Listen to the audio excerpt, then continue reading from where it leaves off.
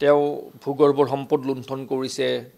সেই সম্পদ কয়লাসমূহক অবৈধভাৱে খনন কৰা কয়লাক তেওঁ ফলছ চালান দি ভুৱা চালানেৰে তেওঁ সেইসমূহ সৰবৰাহ কৰিছে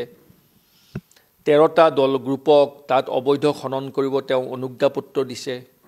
সেইসকলৰ দ্বাৰা খনন কৰা ৰেড হোল মাইনিঙত বহু মানুহৰ মৃত্যুবৰণ কৰিছে মৃত্যু হৈছে অৰ্থাৎ হত্যা হৈছে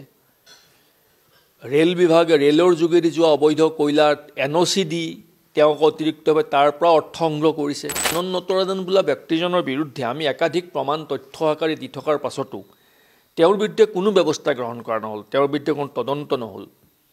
তেওঁক পূৰ্বৰ দায়িত্বলৈ উভতাই পঠোৱা হৈছে সহন্মানে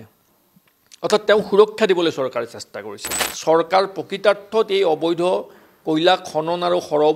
সৰবৰাহৰ কলা সাম্ৰাজ্যখনৰ লগত চৰকাৰ যদি জড়িত নাছিল বা চৰকাৰৰ যদি পৃষ্ঠপোষকতা নাই তেতিয়াহ'লে আনন্দ নটৰাজনক গ্ৰেপ্তাৰ কৰিব লাগে তেওঁৰ বিৰুদ্ধে তদন্ত আৰম্ভ কৰিব লাগে